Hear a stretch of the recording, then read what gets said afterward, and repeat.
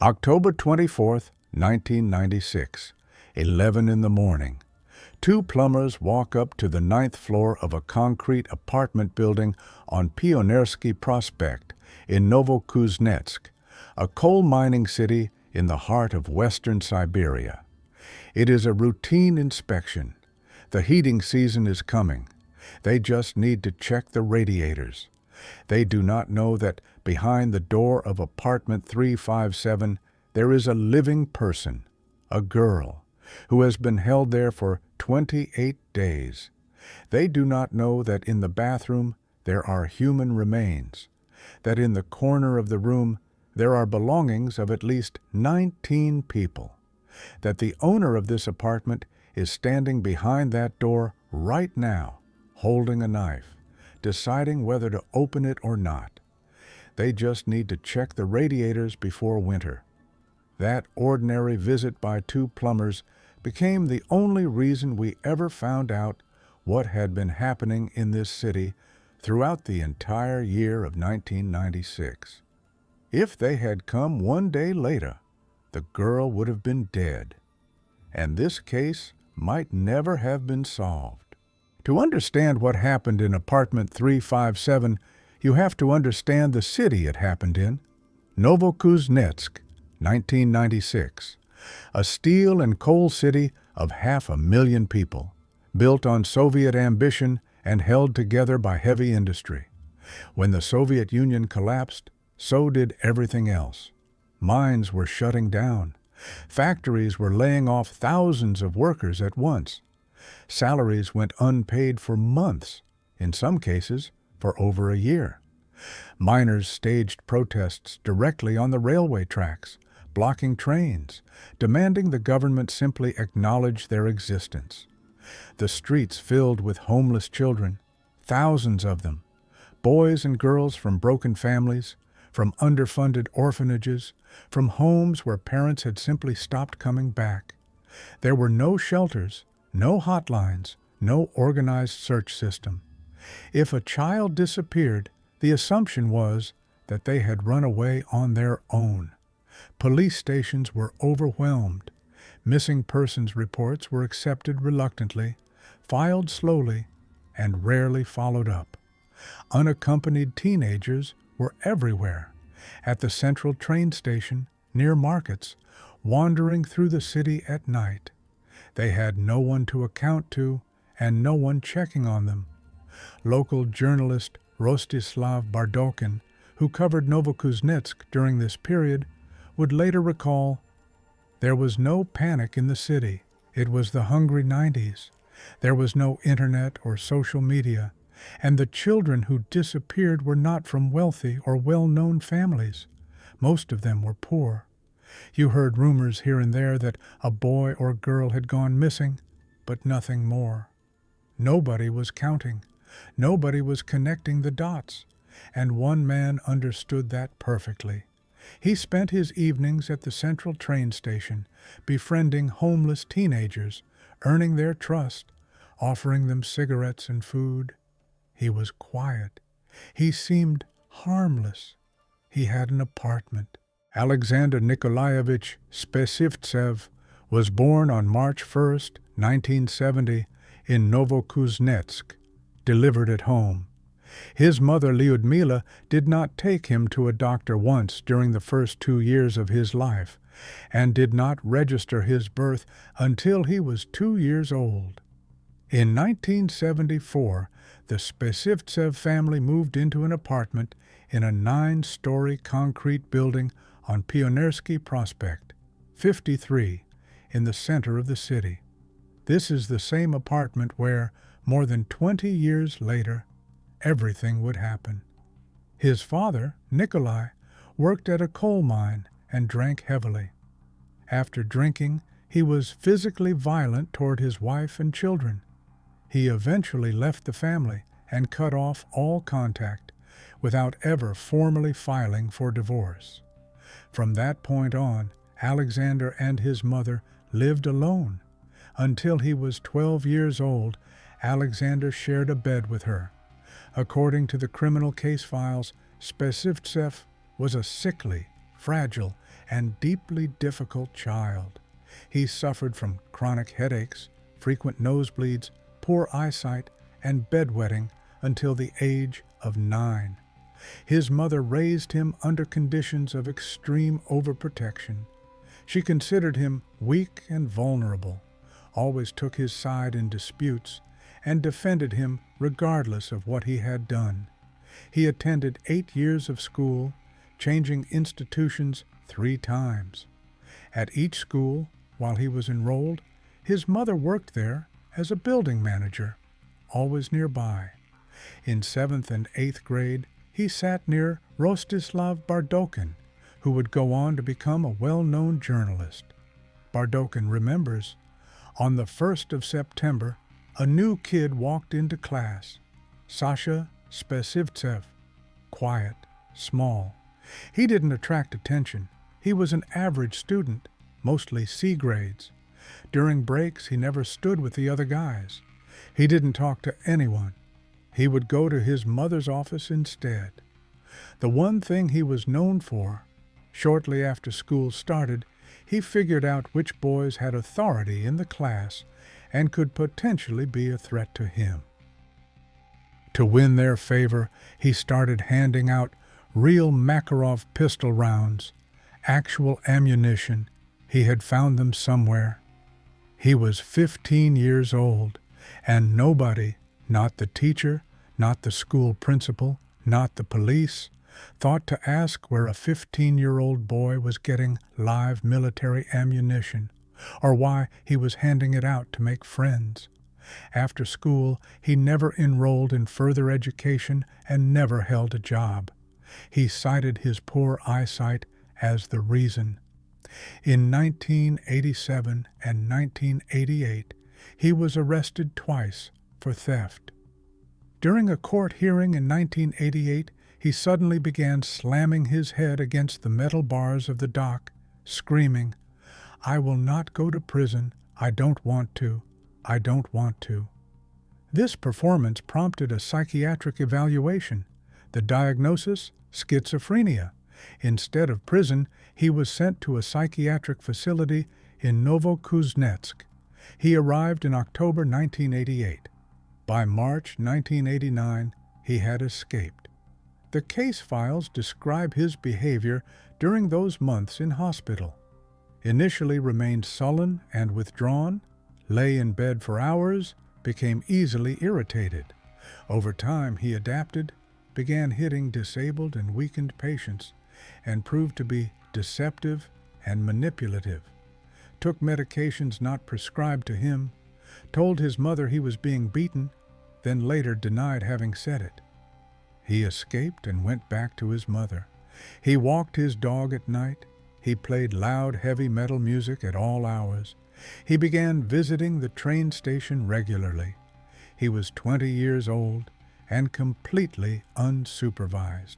After escaping the psychiatric hospital, Spesivtsev began seeing a young woman. She was 17 years old. He read her poetry. He introduced her to his mother as his future wife. He said he loved her. He seemed intense but genuine. She agreed to keep seeing him. One evening he invited her to his apartment. He locked the door behind her. Lyudmila and her daughter Nadezhda moved to a different apartment during this period. They said it was to give the young couple space. Neighbors heard screaming at night coming from the apartment. Nobody called the police. A month passed before the girl's parents filed a missing persons report. When investigators broke down the door, she was already dead. Spesivtsev was lying next to her body, asleep. The official cause of death listed was sepsis. Her body had been so severely injured over such a prolonged period that the actual cause could not be determined with certainty. During psychiatric evaluation years later, investigators asked Spesivtsev about her. His answer was telling. He said she had meant something to him, that he had loved her, that she used to come and go as she pleased, and when she was not there, he would become nervous and angry. He described her final days with something approaching genuine emotion, saying that shortly before her death she had been brought to his door already beaten by someone else, and that he had tried to help her, but she had died despite his efforts. He blamed the ambulance for responding too slowly. He showed no awareness that he had killed her. The court ruled that Spesivtsev was not criminally responsible due to his mental illness. The sentence was compulsory psychiatric treatment at a specialized facility in the Oryol region of Russia. Open-ended until recovery. She was 17 years old. This is where the story stops being about one disturbed individual and becomes something else entirely. Something institutional. Between 1988 and 1995, Spesivtsev had been through multiple psychiatric facilities, 2 arrests, 1 escape, 1 murder, and 3 separate evaluations. Each institution that handled him generated paperwork, reports, diagnoses, transfer orders, discharge recommendations. But in the transition between facilities and between jurisdictions, the administrative record fractured. In 1995, a psychiatric commission noted a period of remission and recommended discharge. He was released and returned to Novokuznetsk. The discharge was never entered into the official records. 1 form, 1 missing signature, a bureaucratic oversight so ordinary that it almost defies comprehension. Officially, according to every database the police had access to, Alexander Spesivtsev was still a patient receiving compulsory treatment in another region. He was not registered with the local psychiatric clinic. The police were not notified of his return. The criminal case regarding the 1991 murder, which should have been formally reopened following his discharge, was never reopened. Nobody followed up. He came back to the same city. He moved back in with his mother. He resumed his routine of visiting the train station at night. He had no job, no obligations, and no supervision of any kind. At the end of 1996, when investigators were desperately cross-referencing every registered psychiatric patient in Novokuznetsk, his name was not there, because on paper he was still hospitalized 400 kilometers away. 1 missing form. At least 19 people paid for it. Her name was Elena Trunova. She was 21 years old and worked as a nursery assistant at a local kindergarten. She met Spesivtsev at a neighbor's gathering in February 1996 and stayed the night. In the morning, after a sexual encounter that did not go as he expected, she insulted him, according to his own testimony given to investigators. After the intercourse, something displeased her. She began swearing at me using obscene language. I didn't like that. I got angry and decided to scare her. I went to the kitchen, picked up a kitchen knife from the table, went back to the bedroom, and stabbed the woman in the chest and stomach. She died from those wounds. That same evening, Lyudmila arrived at the apartment. Her son told her what had happened and asked her to deal with it. According to his statement, he went to sleep. When he woke up, neither his mother nor the body was in the apartment. He said he did not ask her what she had done with it. Lyudmila dismembered the body. She placed the remains in buckets and carried them from the building. She buried them on a vacant lot nearby. That night established a system that would function without interruption for the next 9 months. The son killed. The mother cleaned up. Not once, not twice. Repeatedly, methodically, throughout an entire year. Over the following months, Spesivtsev continued luring people to the apartment. Homeless teenagers he had befriended at the train station came to him voluntarily. He gave them food, cigarettes, a place to sleep. Some of them left, others did not. In his psychiatric evaluation, he said this himself. He told the examiners, "Not everyone who came over ended up like that. Some came, and they are still alive to this day." He said it without any apparent awareness of what that sentence meant.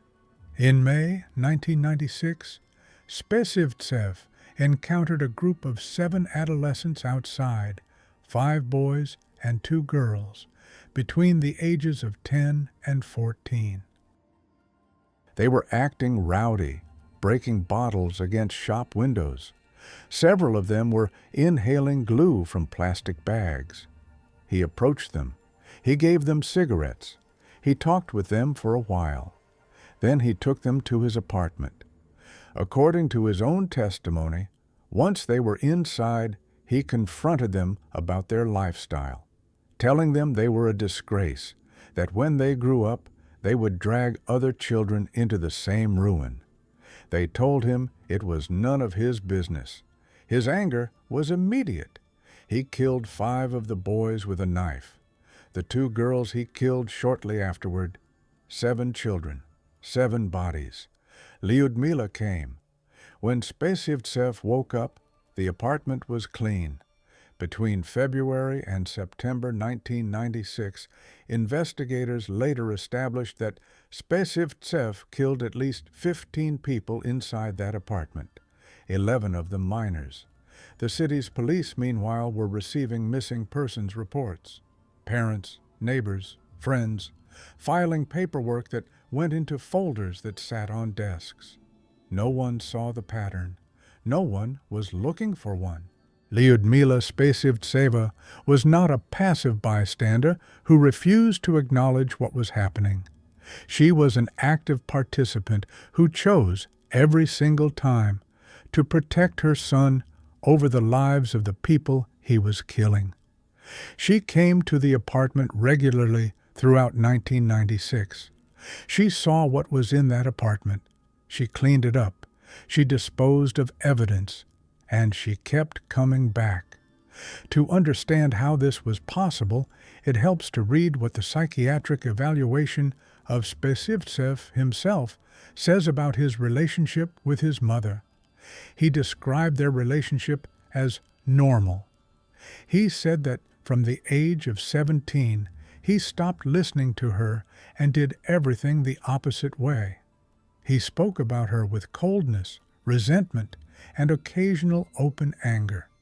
He acknowledged that she worked multiple jobs to feed him and give him spending money while he did nothing. He considered this entirely appropriate. He said it was simply the natural order of things, and she agreed with him for decades.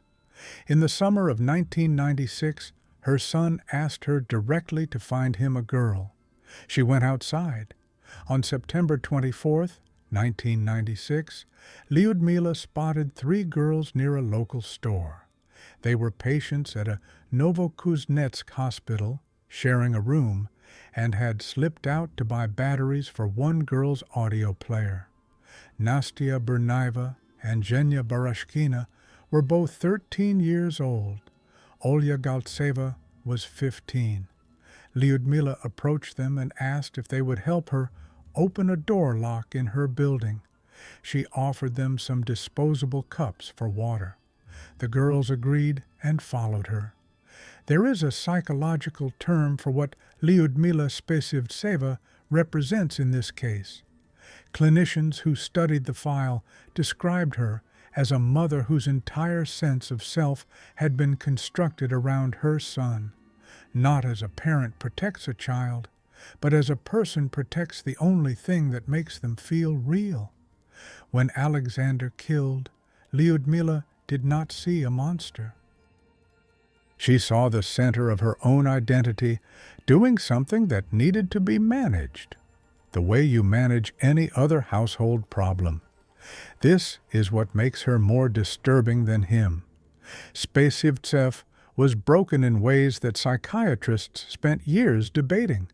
His detachment from reality, whether genuine or performed, gave investigators and courts something to work with.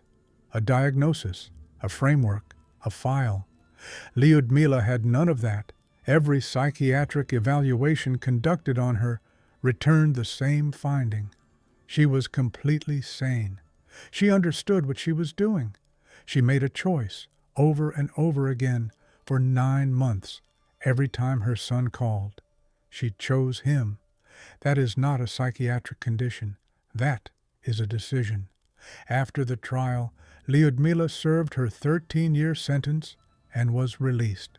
She later filed repeated petitions seeking her son's discharge from the psychiatric facility. Every petition was denied. She was subsequently spotted near the old apartment on Pionersky Prospect with her daughter, Nadezhda. Local residents confronted them. They took their belongings and left. Their current whereabouts are not publicly known. What happened inside apartment 357 after September 24th is documented in detail that would be difficult to believe if it were not a matter of court record. The moment the 3 girls were inside, Spesivtsev locked the door and herded them into one room. Nastya Bernaeva tried to fight her way out. She grabbed something and swung at him. He killed her immediately. Then he ordered the 2 surviving girls, Zhenya and Olya, to dismember her body using a saw he provided.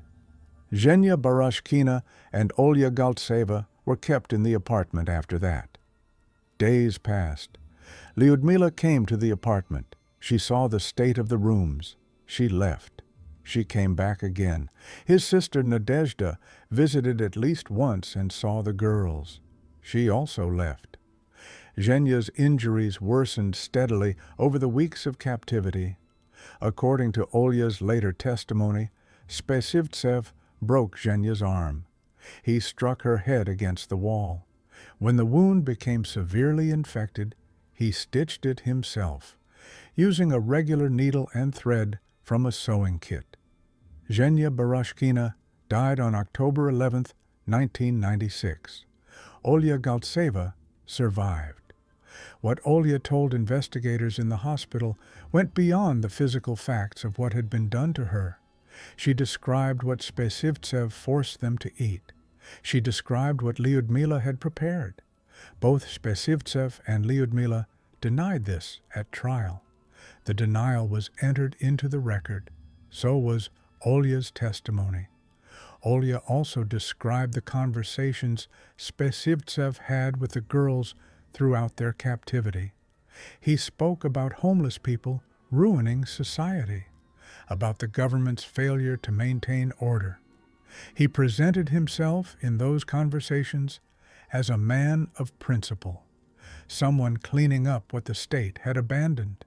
He said it calmly, like a man explaining something self-evident to people who simply had not thought it through yet. On October 20th, he decided to kill Olya. He used an electric shock first. Then he stopped feeding her. On October 23rd, he stabbed her in the abdomen. She did not die. The following morning, the plumbers knocked on the door. Before he went to the window to escape, Spesivtsev crouched down next to Olya and told her, "If the police come through that door, I will finish you."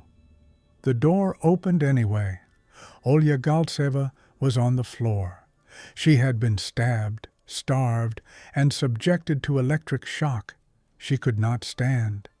When the officers and utility workers entered the apartment, she was conscious. She looked at them.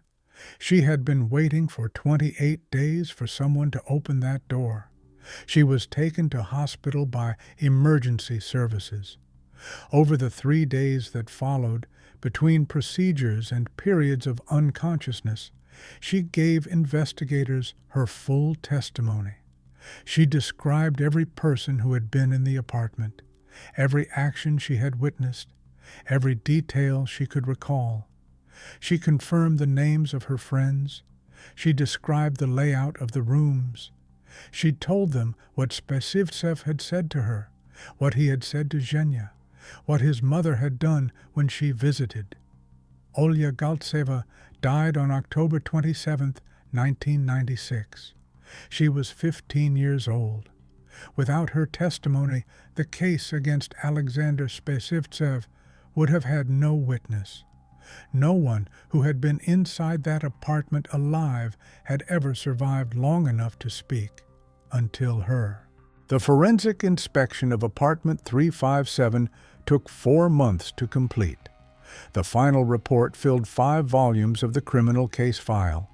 The documentation begins at the entrance, a steel door with 2 locks, both showing marks of forced entry from previous occasions. It proceeds room by room, cataloging what was found in each one. In the main room, underneath an armchair, a galvanized metal bucket. Inside the bucket, a large number of live fly larvae. Some had already entered the pupal stage. Fixed to deposits at the bottom of the bucket, human hair. Along the walls and piled in corners, clothing, documented item by item. A pink girl's pullover with brown stains on the left sleeve. A pair of children's green wool trousers. A woman's black velvet skirt with a rose print. A child's white socks with a small monkey pattern embroidered at the ankle. A sports cap. A bra. Children's shoes in multiple sizes. Adult shoes. Undergarments. Outerwear. In total, across all rooms, 280 personal items belonging to people who were not Alexander Spesivtsev, 82 complete sets of clothing, 40 pieces of jewelry removed from victims, rings, earrings, chains, bracelets, a Polaroid camera, 4 photographs of girls, partially undressed, the passport of one of the victims, a video recorder, audio cassettes, radio components. On the kitchen table, a kitchen knife with a black plastic handle, fat residue on the blade. On the counter, a metal saw with dried organic material on the blade and brownish staining on the handle. Investigators also found evidence of a functioning domestic life. Books, a television, a dog's feeding bowl, dishes in the kitchen. The apartment had been lived in continuously. It was not a dungeon. It was a home. The smell that neighbors had been reporting to police for months was real. Journalist Rostislav Bardokin, who was allowed access to the apartment the day after the arrest, described it as detectable 2 floors below. He said he could not understand why the neighbors had tolerated it and raised no serious alarm. Several neighbors had called the local police precinct. The calls were logged. No officer came. When the utility workers and police officers forced the door and entered the apartment, Spesivtsev went out through a window at the back of the flat onto the roof. He climbed down a fire escape and disappeared into the surrounding neighborhood. He had no money. He had no contacts outside his mother and sister. He slept rough for 2 days in the city he had lived in his entire life. On October 27th, the same day Olya Galtseva died in hospital, he came back to his own building on Pioneersky Prospect. Investigators had stationed plainclothes officers at the entrance, operating on the assessment that a man with nowhere to go and no resources would eventually return to the only place he knew. They were right. He was detained at the entrance without resistance. He was cold and hungry. At the police station, an investigator asked him about his motive. Spesivtsev answered without hesitation. He said he had no other choice. He said he had a weakened immune system. He said the healthcare system had consistently refused to treat him properly. He cited specific incidents, doctors who had dismissed him, clinics that had sent him away, medical professionals who had treated him with insufficient attention. This was not a deflection invented on the spot. According to the psychiatric evaluation conducted the following year, Spesivtsev had indeed spent years making himself a fixture at medical offices across Novokuznetsk, demanding elevated attention, returning repeatedly to the same clinics, escalating his complaints until staff called police to remove him. He remembered these episodes in precise detail, the names of the doctors, what they had said, how they had looked at him. He recounted them with genuine bitterness, as a man cataloging grievances he considered entirely legitimate. Nobody present at the arrest reported any expression of remorse. No fear, no distress, no apparent recognition that anything requiring those responses had occurred. There is a moment in every major criminal case where the paperwork ends and the silence begins.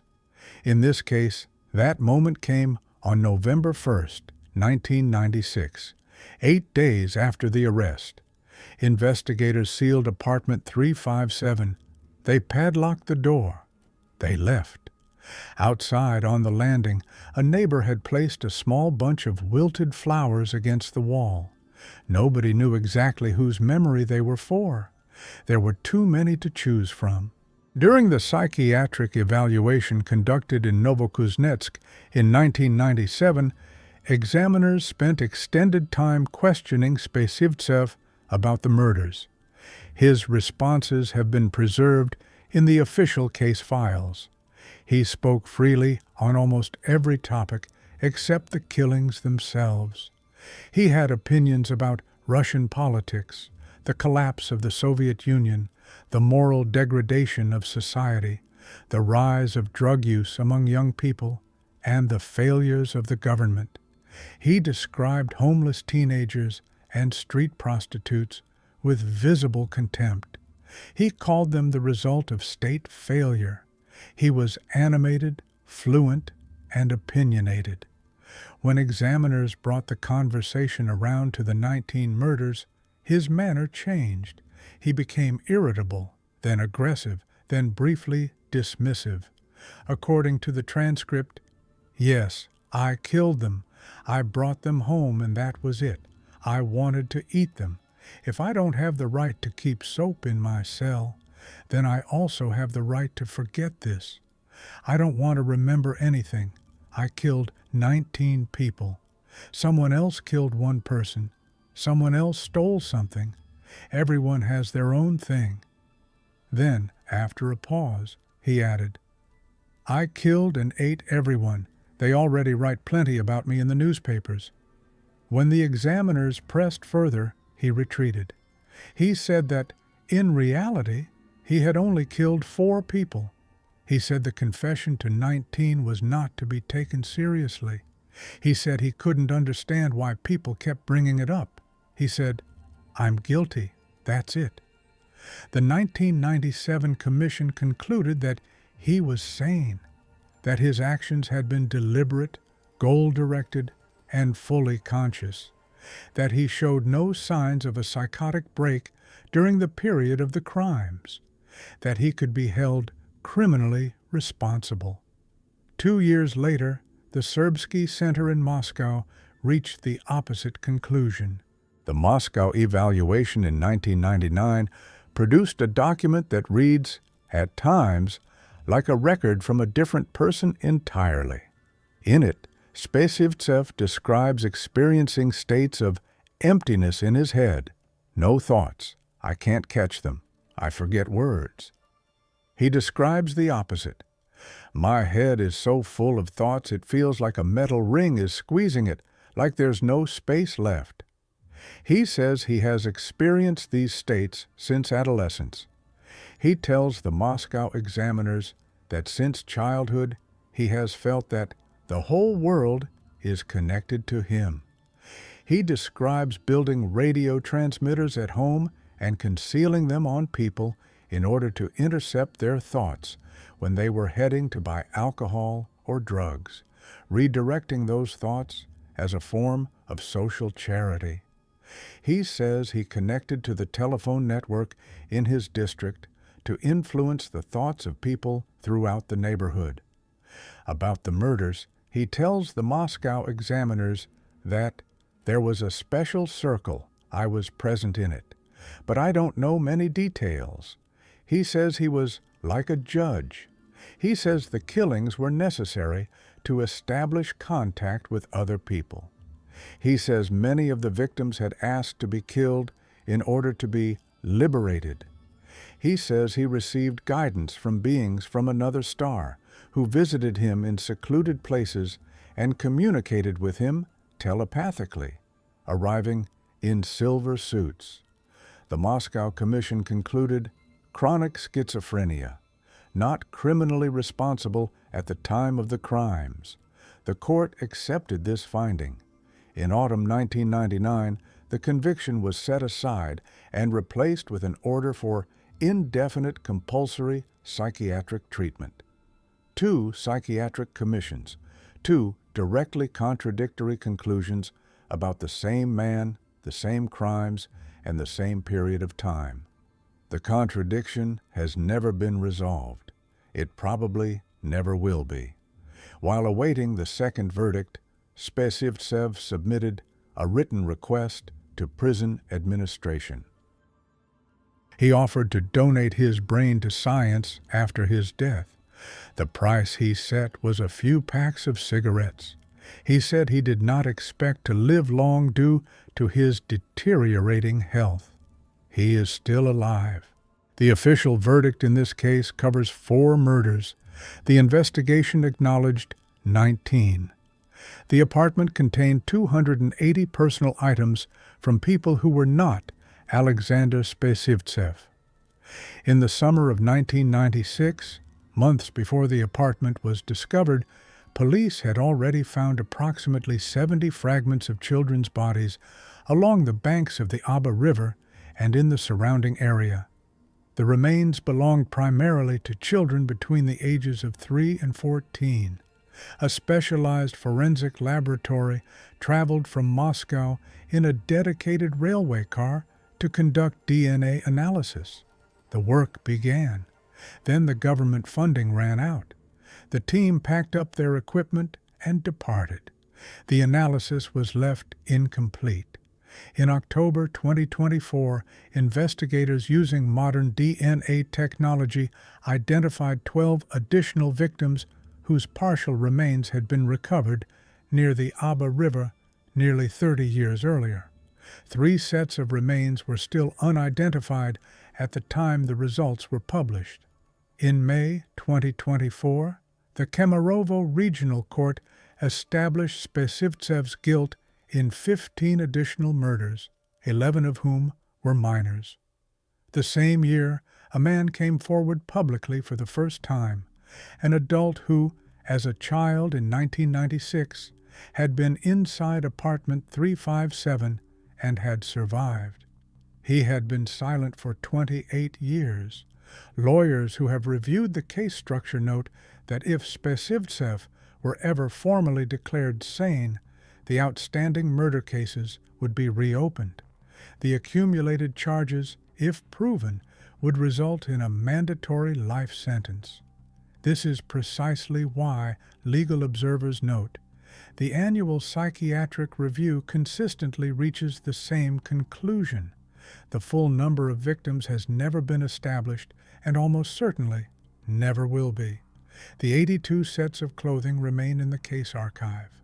Most were never matched to a name. Alexander Spesivtsev has been confined at a specialized high-security psychiatric hospital in the Kamyshin district of the Volgograd region since 1999. He reads, he writes poetry, he makes paper collages, some of which he sends to his mother.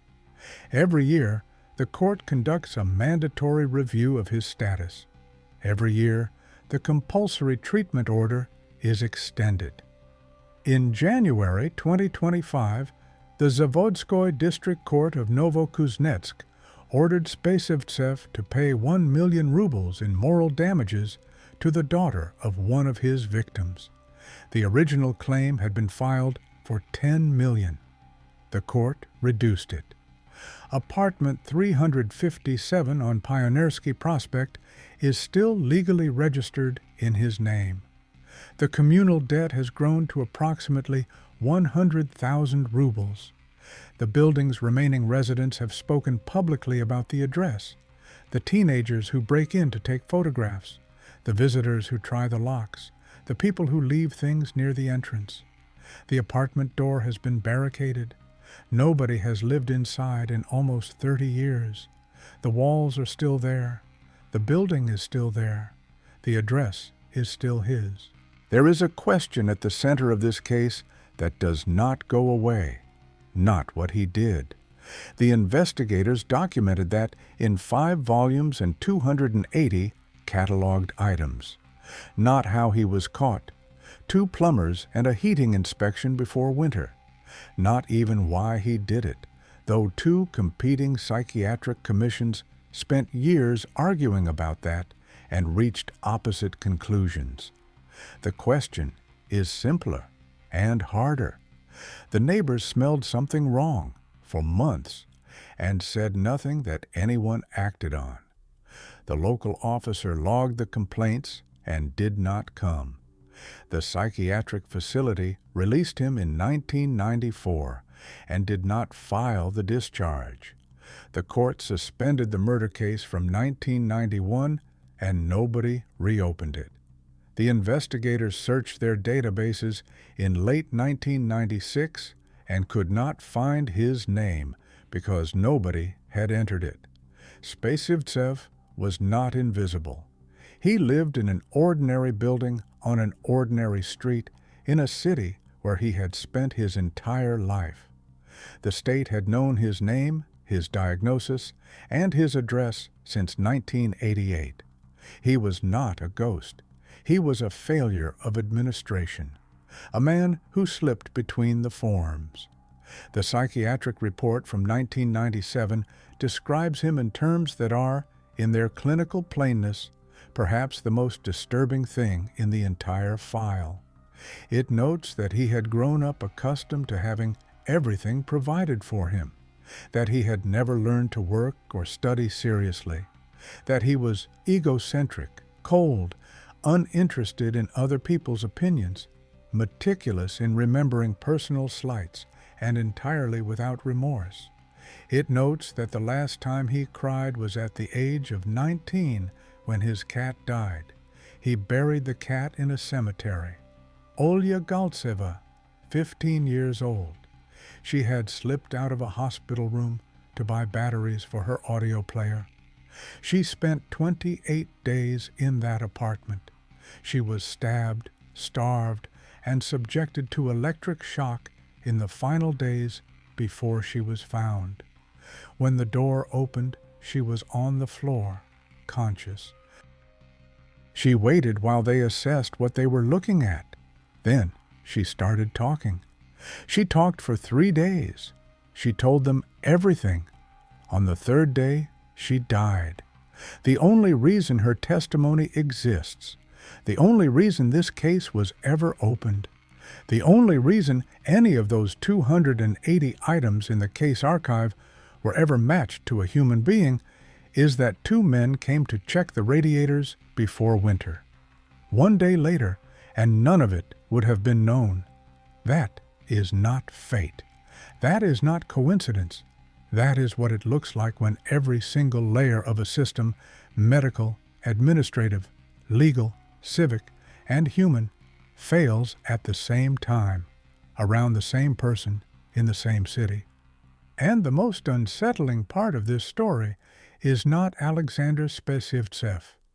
It is the question of how many cities, right now, have a door that nobody has knocked on yet.